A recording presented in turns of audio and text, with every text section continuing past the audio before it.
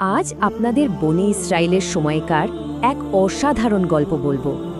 তালহা নামের এক সাধাসিধে যুবক পেশায় ছিলেন রাখাল, কিন্তু তার সাধারণ জীবনে ঘটে যাওয়া একটা ঘটনা তাকে দাঁড় করিয়ে দেয় বিশ্বাসের এক অবিশ্বাস্য পরীক্ষার সামনে। চলুন সেই গল্পটাই আজ শোনা যাক। দিনটা ছিল আর 10টা দিনের মতোই, একদম শান্ত। তালহা তার ভেড়ার পাল নিয়ে মাঠে, আর মনটা ডুবে আছে সৃষ্টিকর্তার ধ্যানে। চারপাশের প্রকৃতি দেখছে আর ভাবছে আল্লাহর কি অপার মহিমা। কিন্তু সে ঘুণাক্ষরেও টের পায়নি যে এই শান্ত পরিবেশের আড়ালেই তার জন্য অপেক্ষা করছিল জীবনের সবচেয়ে বড় এক পরীক্ষা। হঠাৎ করেই তার চোখ আটকে গেল ঝোপের আড়ালে। ওটা কি? আরে, এ তো একটা হরিণী। দেখেই বোঝা যাচ্ছে ও গর্ভবতী আর প্রচণ্ড যন্ত্রণায় ছটপট করছে। বোঝাই যাচ্ছিল তার প্রসবের সময় একদম ঘনিয়ে এসেছে। এটা দেখা মাত্র তালহার বুকের ভেতরটা যেন তোলপাড় শুরু হয়ে গেল। কি করবে সে এখন?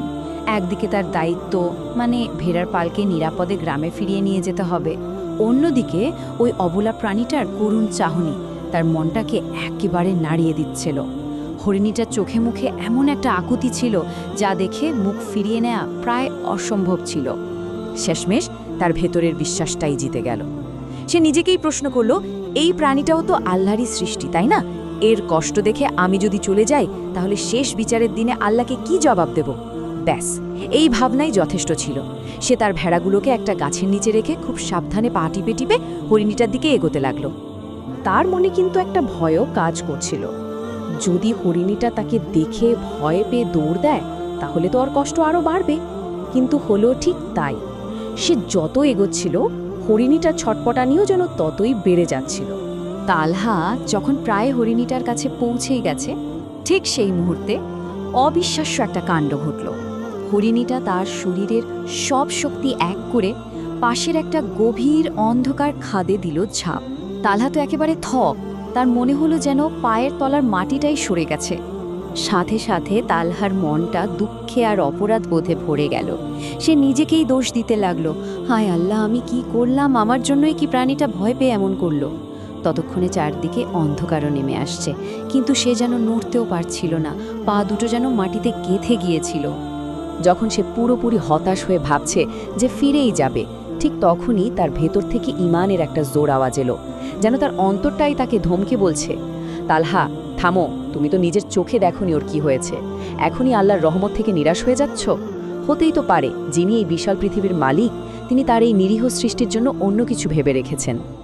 ব্যাস, এই চিন্তাটা মাথায় আসতেই যেন সব হতাশা কেটে গেল। তালহার মনে নতুন করে আশা জাগল। সে ঠিক করল, যাই হোক, এর শেষ না দেখে সে ফিরবে না। পশুপালকে একটা নিরাপদ জায়গায় রেখে একটা শক্ত লতা খুঁজে বের করল দড়ির মতো করে। তারপর বিসমিল্লাহ বলে সেই অজানা অন্ধকার খাদের গভীরে নামতে শুরু করল। কিছুটা নামার পরেই তার পা নরম মাটি ছুঁল। কিছুক্ষণ লাগলো চোখটা অন্ধকারে সয়ে নিতে, আর তারপর সে যা দেখল তাতে তার পুরো শরীর কাঁটা দিয়ে উঠল। তবে ভয়ে নয়, বিস্ময়ে। আল্লাহর কুদরত দেখে সে একেবারে বাকরুদ্ধ হয়ে গেল। খাদের ঠিক মাঝখানে সেই হরিণীটা দিব্যি দাঁড়িয়ে আছে, শরীরে একটা আঁচড় পর্যন্ত লাগেনি। আর তার চেয়েও বড় সারপ্রাইজ, তার পাশে দুটো ফুটফুটে বাচ্চা হরিণ মায়ের গা ঘেঁষে আদর খাচ্ছে। তালহার মুখ থেকে আপনা আপনি বেরিয়ে এলো, সুবহান আল্লাহ। তালহার মনটা একেবারে শান্তিতে ভরে গেল। সে আল্লাহর কাছে শুকরিয়া জানাবে ভাবছে। ঠিক তখনই খাদের অন্য কোণা থেকে একটা অদ্ভুত হিসিস শব্দে তার রক্ত হিম হয়ে গেল। কোথা থেকে যেন পাথরের আড়াল থেকে বেরিয়ে এলো বিশাল এক কুচকুচে কালো সাপ। তার চোখ দুটো যেন আগুনের ভাটার মতো জ্বলছে।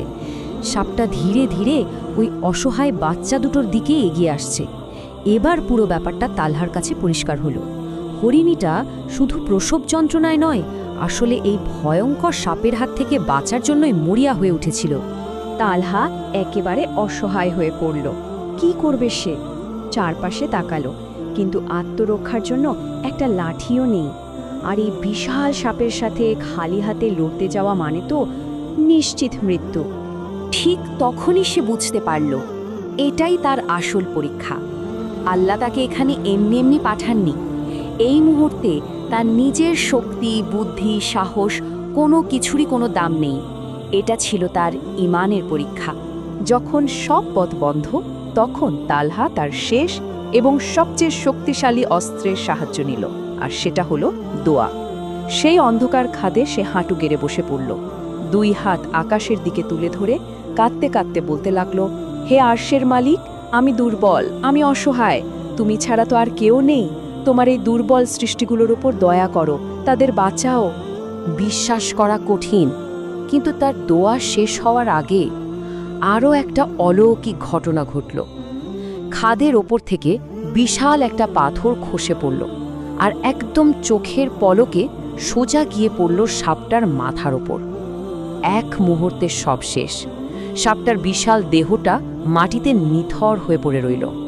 ভাবা যায়, একটু আগে যা ছিল নিশ্চিত মৃত্যু, আল্লাহর এক ইশারায় তা নিমিষে শেষ হয়ে গেল। খাদের ভেতরের সেই ভয়, আতঙ্ক সব উধাও। তার জায়গায় নেমে এলো এক অদ্ভুত স্বর্গীয় শান্তি।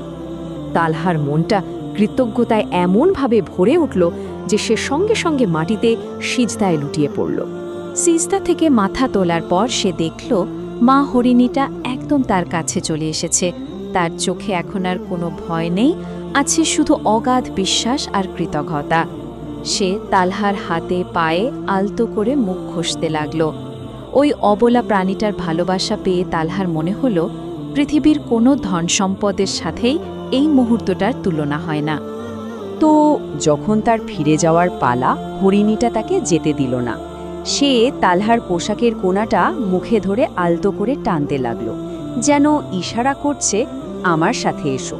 তাকে খাদের আরেকটা অন্ধকার লতাপাতায় ঢাকা কোণার দিকে নিয়ে যেতে চাইল। সেখানে গিয়ে তালহা যা দেখল, ঝোপের আড়ালে মাটির নিচে প্রায় অর্ধেকটা ঢোকানো একটা পুরনো সিন্দুক।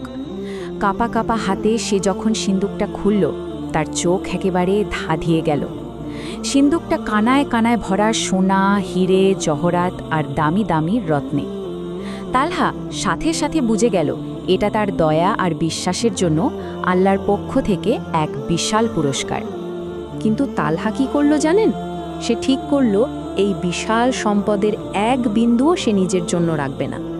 সে রাতের আধারে লুকিয়ে লুকিয়ে গ্রামের গরিব, এতিম, অসহায় মানুষদের দরজায় খাবার আর স্বর্ণমুদ্রা রেখে আসত।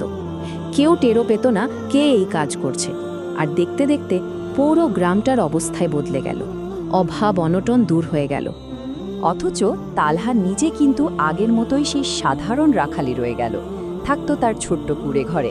অবশ্য বেশি দিন এই ব্যাপারটা গোপন থাকেনি। গ্রামের মানুষ ঠিকই ধরে ফেলল যে এই দেবদূতের মতো সাহায্যকারী আর কেউ না, তাদের নিজেদের রাখাল তালহা। সবাই যখন তার প্রশংসা করত, সে খুব বিনয়ের সাথে বলতো, প্রশংসা সব আল্লাহর, আমি তো শুধু তার দেওয়া আমানতের একজন রক্ষক মাত্র। তালহার এই গল্পটা আসলে আমাদের জন্য একটা বিরাট শিক্ষা। এটা আমাদের শেখায় যে আল্লাহর কোনো সৃষ্টির প্রতি সামান্য দয়া দেখালে আল্লাহ তার জন্য এমন সব রাস্তা খুলে দেন যা আমরা হয়তো কখনো কল্পনাও করতে পারি না।